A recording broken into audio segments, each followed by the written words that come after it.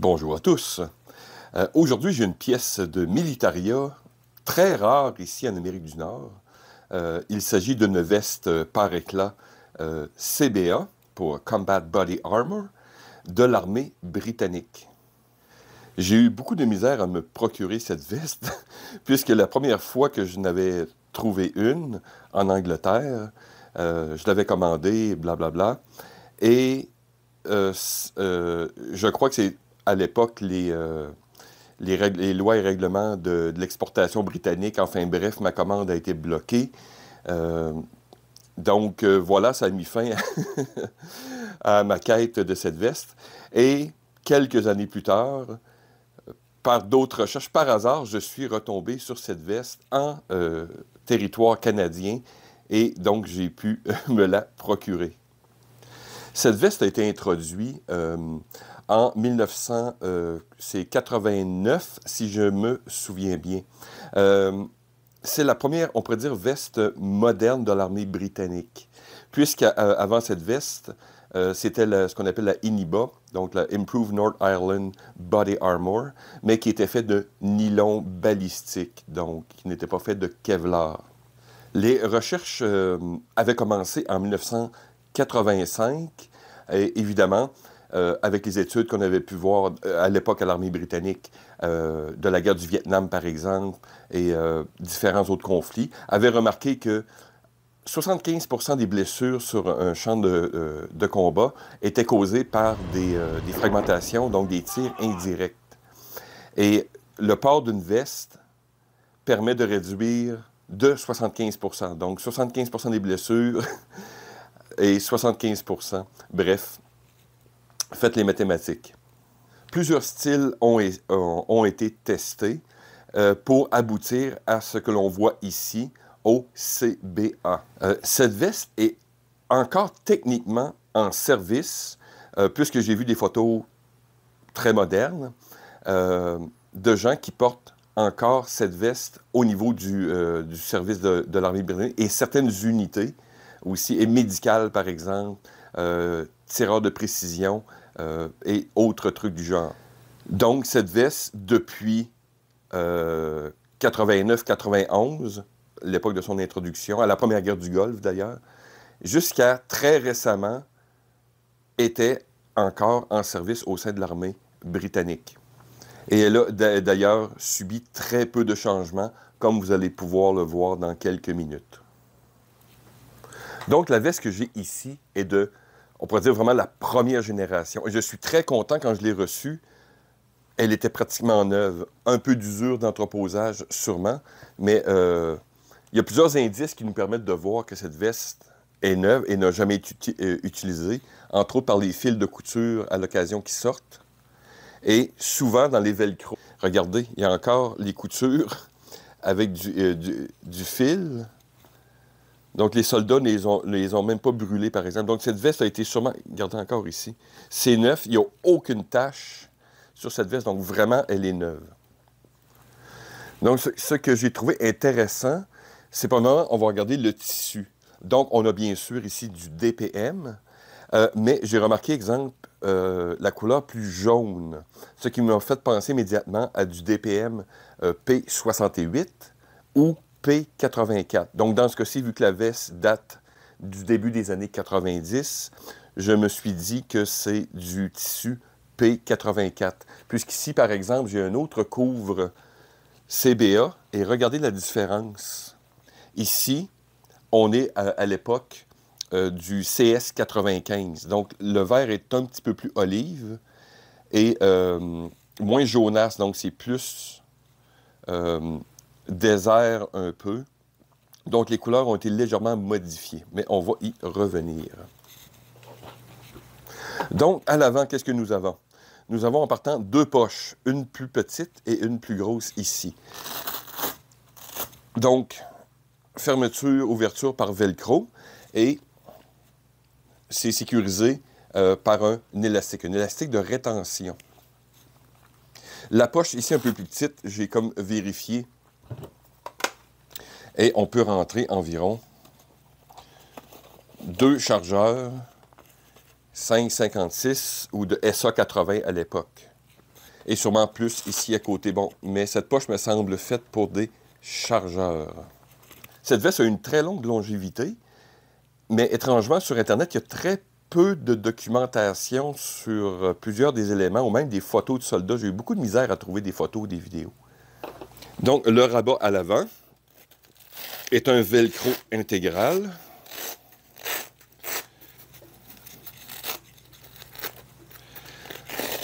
Avec deux velcro, on pourrait dire, d'ajustement interne et externe.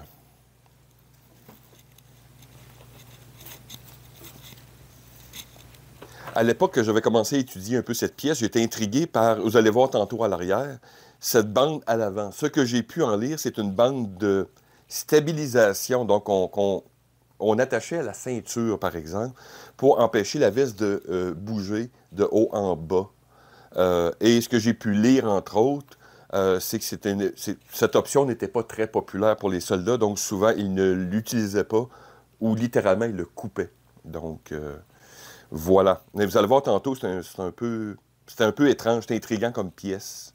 Mais je vois l'idée en arrière, pourquoi il avait installé ces bandes. Et bien sûr, sur les côtés, vous avez 4 bandes 40 mm d'ajustement horizontal. Donc, on a le velcro. Vous allez voir, j'ai tourné une petite vidéo sur le côté, donc comment l'ajuster. On voit bien de cette manière-là. Donc, vous avez une bande de velcro qui passe par une boucle. Et vous pouvez bien sûr ajuster haut et bas pour un ajustement confortable. Et maintenant, à l'arrière, voyez-vous cette espèce de bande ici qu'on peut détacher par boucle? Mais il y a cette chose flottante.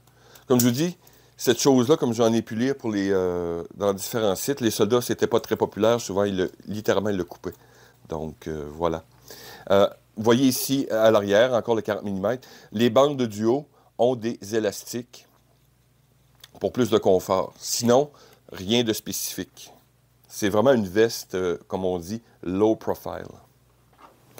Et à l'intérieur de la veste, rien de particulier, comme je vous dis, c'est vraiment une veste de profil bas, low profile. Ce qui nous intéresse, ça va être l'ouverture dans le haut ici pour mettre ou enlever la protection balistique que l'on va inspecter maintenant. Donc, bien sûr, ici, on voit les détails, la taille, bon, les fabricants et toutes ces choses-là. Fait à noter est que la protection interne est d'une seule pièce. Donc, tous ces panneaux doivent être retirés par cette ouverture dans le dos, ici. Donc, quand on ouvre, bien sûr, ici, on voit l'étiquette et les informations. Donc, je mettrai une image. Fait intéressant, j'ai vu encore, c'est Syntex, encore, la compagnie belge qui est bien connue dans le matériel militaire pour leur protection balistique et autres choses. Donc, voilà. Et c'est bien marqué que cette étiquette doit être visible, donc doit faire face à nous ici. Donc, petit détail encore là. Donc, comme je vous dis, je vais retirer hors écran puisqu'il faut que je sorte tous ces panneaux vers ce trou au complet. Donc, c'est la première fois que je le fais. Comme je dis, on découvre la chose ensemble. Donc, je vais essayer de m'appliquer. Je n'ai vraiment aucune idée de ce que je fais, donc... Vous allez voir que ce problème, pour changer l'intérieur, a été réglé avec les autres couvre-vestes.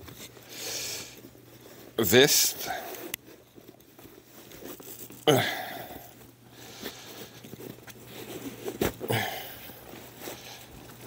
suis pas en train de me faire un nœud de Kevlar. Il faut que je fasse une espèce de massage de Kevlar pour replier à travers l'enveloppe. Enfin bref, je ne sais pas ma technique. Ça semble vaguement fonctionner. Il faut que je roule l'intérieur à partir de l'enveloppe. Oh là là, ça va être l'exercice du jour. Non, je crois que c'est sa technique. Il faut faire un rouleau à l'intérieur et ressortir le tout. Voilà. Faisons l'autre côté maintenant. Donc, c'est vraiment ça la technique. À travers l'enveloppe, faire une espèce de roulé. Donc, c'est vraiment faire un massage de Kevlar. Et voilà! Hop! On a fini par l'avoir. Bon, voilà maintenant. L'enveloppe est enlevée, donc on va mettre tout ça de côté pour un usage futur ou peut-être pour la revente, qui sait. Donc voilà la protection balistique, comme j'avais expliqué, qui est dans un seul morceau.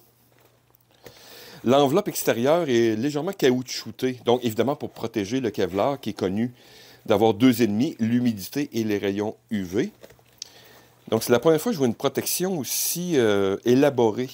Dans mes autres vestes, par exemple, la Passgat ou même la canadienne, c'est souvent du nylon, exemple de type D70, comme le tissu de tente, par exemple. Mais ici, on a une protection complète. Donc, à l'inspection, il n'y a aucun trou.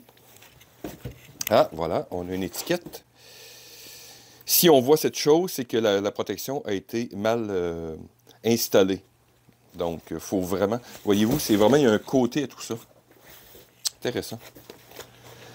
Maintenant, de ce que j'ai pu voir ou étudier, la protection semble la même que des vestes comparables de l'époque, par exemple, comme la veste allemande ou la Passgat, tous ces trucs de même. Donc, on tourne autour du NIJ 2, 3A selon. Donc, j'ai vu, il y a très peu de tests balistiques que j'ai pu trouver. Donc, la veste semble faire exactement là, le travail qu'elle doit faire. Elle a été extrêmement appréciée par les soldats, entre autres. Donc, et ça a fait la guerre du Golfe. Donc, je suppose que la veste est de très bonne facture et de très bonne protection. Maintenant, qu'est-ce qui fait la différence entre une CBA et une ECBA?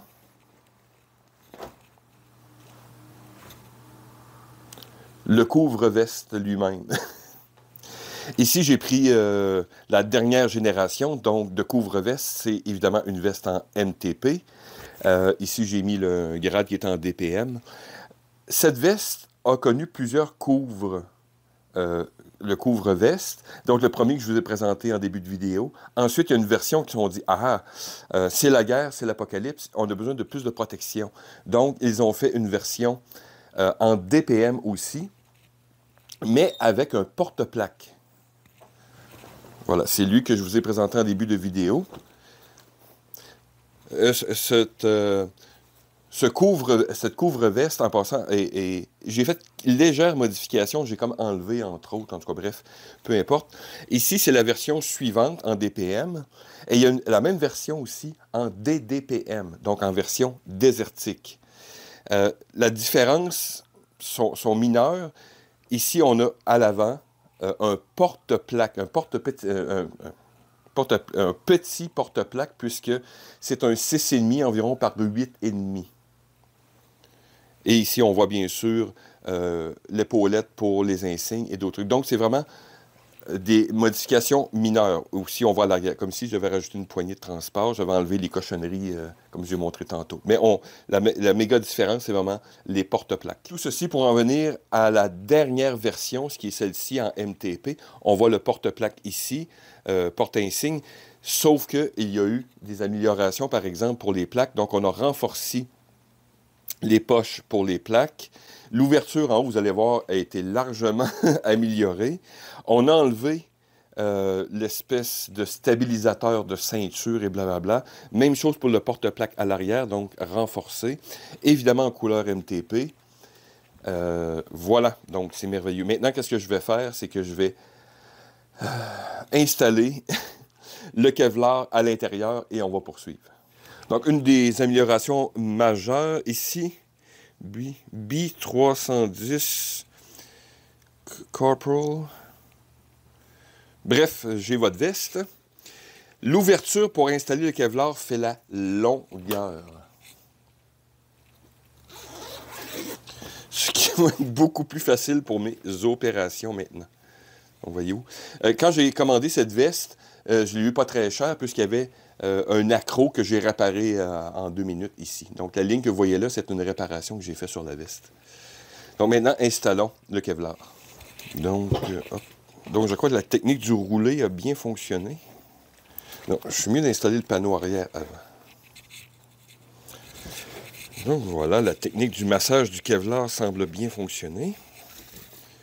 Donc voilà le panneau arrière installé. Maintenant, on va faire nos roulés et c'est beaucoup plus facile avec une ouverture de cette grandeur.